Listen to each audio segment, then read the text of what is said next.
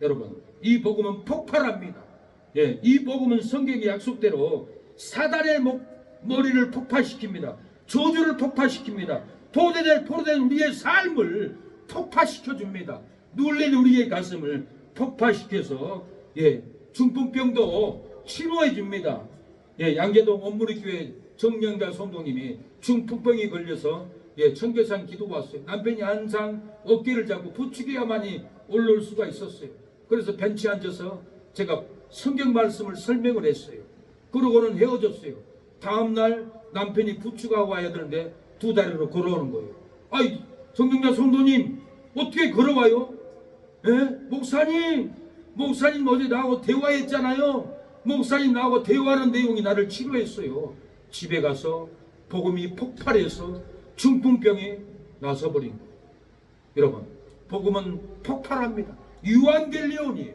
여러분이 기도하고 말씀을 듣고 말씀을 읽으면 여러분의 심령에 백혈병이라도 암병이라도 협착증이라도 관절통이라도 폭파시켜서 하나님은 치료해버린다는 거. 제가 명동에서 찬양을 했습니다. 건너편에 사장님이 와가지고, 사장님 찬양 너무 아프게 하네요. 아줌마들이 오면 아름답게 하는데 왜 아저씨는 이렇게 아프게, 우리 아내가 지금 찬양이 폭발해서 쓰러졌습니다. 제발 멈춰주세요. 그러는 거예요. 너무 미안한 나머지 저는 악기를 다 담고 돌아갔습니다.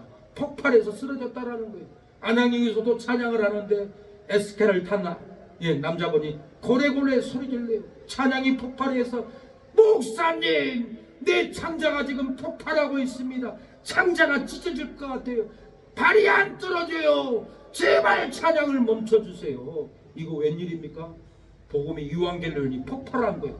폭발해서 술 취하고 지나가는 교회 다니는 성도였어요. 술 먹고 지나가다 하나님이 딱 걸려서 잡았습니다. 사랑하는 여러분, 복음은 폭발합니다. 복음은 폭발해서 암병도 쏟아버리고 백혈병도 쏟아버릴 줄로 믿습니다. 기도하고 믿어보세요. 참 배 걸리신 예수의 사랑 안에서 주님의 십자가 따라 생명을 바치겠느냐. 복음의 벌게 오른다 다같이 일어나거나 영광의 주님의 나라 다같이 찬양하여라. 여러분, 성경이 폭발할 줄로 믿습니다. 폭발하여 중풍병이라도 질병이라도 치료해 줄 줄로 믿습니다. 창세기 3장에는 사단의 머리를 폭파시킨다고 하나님이 예언을 줬어요. 여자의 옷은 예수님이 십자가에서 사단의 머리를 폭파시킬 것을 예언을 합니다. 제가 딴 얘기하는 게 아니에요. 폭파되는 거 안 되는 거 잘 들어보세요. 창세기 3장 15절, 내가 너로 여자와 원수가 되게 하고 너의 우선도 여자의 우선과 원수가 되게 하리니 여자의 우선은 내 머리를 상하게 할 것이요. 여자의 우선이 누굽니까? 마리아의 우선은 예수님이에요. 여자의 우선은 예수님이 내 머리를, 사단의 머리를 사단의 머리를 상하게 할 것이다. 사단의 머리를 유한겔리온 폭파시킬 것이다. 깨뜨리실 것이다. 폭파시킬 것이다. 이렇게 예언을 했는데 정말 폭파됩니다. 예수님이 십자가의 사랑으로 미운 원수를 폭파시켜서 살인 원수를 폭파시켰습니다. 원통한 원수를 예수님이 십자가에서 폭파시켜버렸어요. 민수기 21장 8절, 여호와께서 모세에게 이르시되 불뱀을 만들어 장뒤에 달라 물린 자마다 그것을 보면 살리라. 이스라엘 백성들이 원망죄로, 불평죄로, 간음죄로, 우상숭배죄로 불뱀이 나타나서 물어서 싹 죽여버렸어요. 다 죽어갈 때 하나님은 모세에게 장대에 불뱀을 달아라. 불뱀을 바라보는 자는 다 나을 것이라고 이렇게 약속을 했습니다. 장대에 불뱀은 누굽니까? 어떤 목사님은 예수님이라고. 예수님이 아니에요. 장대에 보이지 않는 예수님이 계시지만은 그 불뱀은 장뒤에 마귀인 거예요. 예수님 귓속에다 마귀가 죽지 말라고, 십자가 매달리지 말라고 유혹한 사단인 거예요. 십자가에서 이 사단을 머리를 멸해버렸어요. 상해버렸어요. 폭파시켜버렸어요. 원통한 원수에게 물린 성도는 기도하면은 복음이 폭발해요. 예, 온탕한 원수를 폭파시킵니다. 독 백신 원수에게 물린 성도는 기도하면은 사랑하는 복음이 폭발해서 사망의 독 백신 원수가 폭파됩니다. 죽지 않습니다. 저주 원수에게 물린 성도는 기도만 하면 복음이 폭발해서 저주의 원수가 폭파될 줄로 믿습니다. 예수님이 십자가 위에서 우리의 죄를 위해 죽으시고 영원히 떠나갈 때 복음의 능력이 여러분 폭발했어요. 창세기 3장에 머리를 상하게 한다는 그 예언대로 예수님이 십자가에서 원수 마귀를 상하게 할 때 놀라운 역사가 일어났습니다. 땅이 진동해서 터졌어요. 무덤들이 열리며 죽은 사람이 살아났어요. 무덤에서 나와서 거룩한 성에 들어갔어요. 휘장이 찢어지고 천국문을 놀랍게 열어버렸어요. 마태복음 27장 51절 이에 성소 휘장이 위로부터 아래까지 찢어져 둘이 되고 땅이 진동하며 바위가 터지고 무덤들이 열리며 자던 성도의 몸이 많이 일어나되 예수의 부활에 제가 무덤에 나와서 거룩한 성에 들어가 많은 사람에게 보이니라. 백부장과 및 함께 예수를 지키던 자들이 지진과 그 되는 일을 보고 심히 두려워하여 가로되 이는 진실로 하나님의 아들이었다라고 이렇게 고백합니다. 예수님은 기도에서 복음을 폭발시켰습니다. 기장이 찢어졌습니다. 무덤들이 열렸습니다. 바위가 터졌습니다. 예수님도 기도했으니까 이 능력이 나타났어요. 십자가에서 기도합니다. 46절에 제9시쯤에 예수께서 크게 소리질러 가라사대 엘리 엘리 라마 사박다니 하시니 이는 곧 나의 하나님 나의 하나님 어찌하여 나를 버리셨나이까 하는 뜻이라. 예수님이 십자가에서 기도할 때 복음이 폭발하여 성소의 휘장이 찢어지고 천국문을 열어주었습니다. 땅이 진동하고 저주가 터져버렸습니다. 무덤들이 열리며 죽은 자가 살아나 버렸습니다. 무덤에 나와서 거룩한 성에 들어가 버렸다라는 거예요. 우리도 무덤에서 나와서 거룩한 천국에 들어가게 할 줄로 믿습니다. 백부대인 지진과 그 된 일을 보고 심히 두려워 했다라고 했습니다. 사랑하는 여러분, 러시아의 세모노프 광장에서 1849년 12월 사형 집행이 열렸습니다. 사형대 위에는 반정부 반체제 혐의로 사형 선고를 받은 28살 청년이었습니다. 집행관이 소리를 외쳤습니다. 이제 너희에게 5분이라는 시간을 주겠다. 청년에게 주어진 세상과 작별할 시간은 단 5분, 최후의 5분을 비록 짧았으나 너무나 소중한 시간이었습니다. 내 인생은 이제 5분 뒤에 끝나는구나. 마지막 5분 어떻게 쓸까? 사형수는 고민을 했습니다. 그는 자신을 아는 동지들과 사랑하는 가족들을 떠올리면서 기도를 했다라는 거예요. 이 사형수도 기도할 때 놀라운 역사가 일어났습니다. 회복의 역사가 일어났습니다.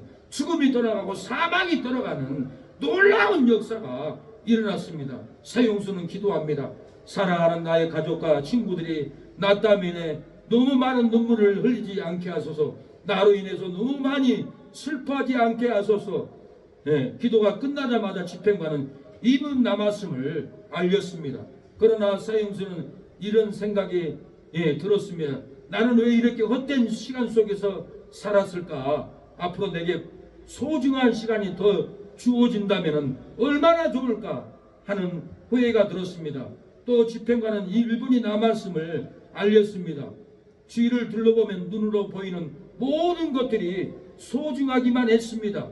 이제 내 눈에 보이는 것들을 앞으로 볼 수 없다니 아쉽고 또 아쉽구나. 사형수는 처음으로 흐느끼는 세상의 소중함에 뜨거운 물을, 닭똥 같은 눈물을, 슬픈 눈물을, 이제는 1분 있으면 나는 이 땅을 떠나가야 한다는 비통하고 처절한 눈물을 흘리면서 온통하고 뚝뚝 눈물은 떨어졌습니다. 그렇게 마지막 1분이 지나고 곧 청년을 저격하기 위해서 장정하는 총소리가 심장을 꼽았습니다. 그런데 갑자기 어떤 한 사람이 헐레벌레 뛰어들어와서 멈추시오! 사형 집행을 멈추시오!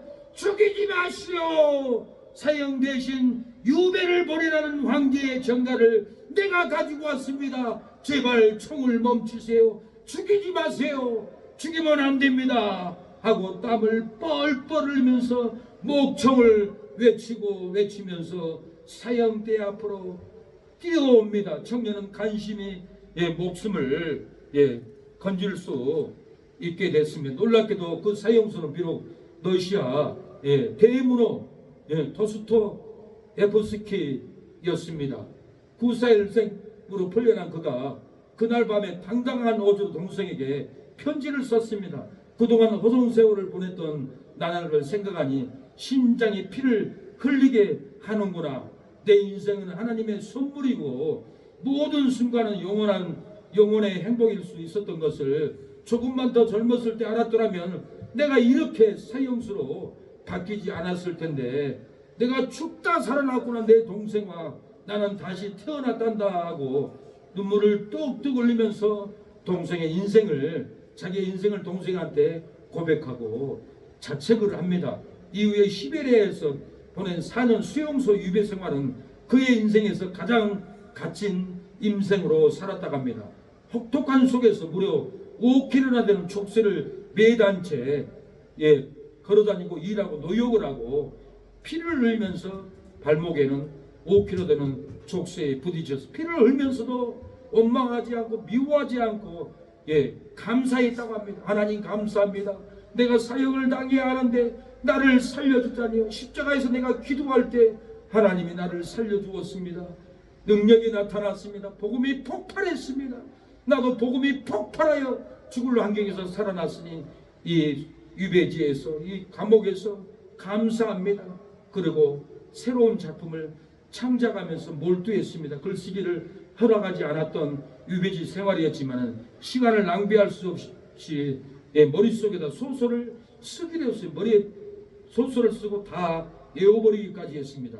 유배 생활을 마친 후 세상 밖으로 나온 도스토옙스키는 인생은 5분의 연속이라는 각오로 글쓰기에 매달렸고 1881년 눈을 감을 때까지 수많은 불의의 명작을 발표했습니다. 도스토옙스키가 사형에 처할 뻔한 이유가 무엇입니까? 무엇 때문에 사형에 처하게 됐습니까? 그 어릴 적에 아버지가 농도들로부터 처참하게 살해된 것을 목격하고는 그런 충격을 받아서 평생을 간질로 고생하고 원망으로 눈물로 살았다고 합니다. 그는 아버지를 죽인 사람들을 기억하면서 사회주의 운동에 뛰어들었어요. 공산주의 운동을 뛰어들었다는 거예요. 뛰어들었고 반체제 혐의로 체포되어서 사형 선고를 이렇게 받게 되었던 겁니다. 사형수들을 싣고 가는 열차 간이역에 멈췄을 때 어느 부인으로부터 작은 책 한 권을 받았는데 그것은 바로 복음을 폭발하는 성경책이었습니다. 교회 다니는 집사님에게 받았겠죠. 누가 전도합니까? 집사님들이 전도하죠. 배부른 남자들이 전도합니까? 배부른 사장님들이 전도합니까? 헌신하는 가정부의 집사님들이 이렇게 성경책을 사형수들에게 나누어 줬습니다. 그는 사형을 기다리면서 감옥에서 성경책을 읽기 시작했습니다. 성경을 품에 품고 품을 때마다 성경 구절을 외웠다고 합니다. 그는 하나님의 음성을 들었고 예수님을 인격적으로 만난 진정한 믿음이 생기기 시작했습니다. 그는 유배생활 이후에 고향으로 돌아온 후에 지혜와 벌, 카라마초프가의 형제들 등 써서 세계 최고의 문학책이 이렇게 되었습니다. 이 도스토옙스키는 임종 직전에 아내에게 시베리아 형무소에서부터 지니고 있던 너덜너덜한 해진 성경책을 읽어달라고 부탁을 했습니다. 그 아내는 읽어주는 성경 말씀을 들으며 성경책을 가슴에 안고 죽었습니다. 성경은 예수님을 믿는 사람들에게 하나님께서 어떤 죄를 사하여 주시고 영원한 생명을 주시는 지에 대한 진리를 복음이 폭발하는 말씀의 책입니다. 이 성경을 통해서 우리는 하나님을 믿고 나 자신을 알고 주님을 만나고 영생을 얻었습니다. 도스토옙스키는 성경을 읽고 기도하니 복음이 폭발해서 사형이 멈췄습니다. 사망이 멈췄습니다. 죽음이 멈췄다라는 거예요. 사형이 멈추고 유배에 있어 오피로 족쇄를 달고도 감사했습니다.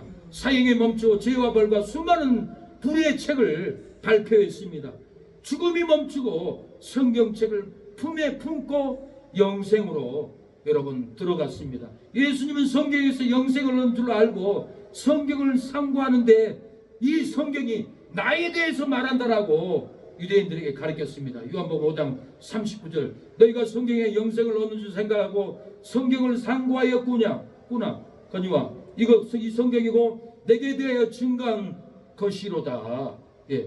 요한복음 5장 24절 내가 진실로 너희에게 이르노니 내 말을 듣고 나 보내신 이를 믿는 자는 영생을 얻었고 심판에 이르지 아니하나니 사망에서 생명으로 옮겨드니라. 예수님은 성경에서 영생을 얻는 줄 알고 내가 성경을 상고하였으나 이 성경의 영생이 나다.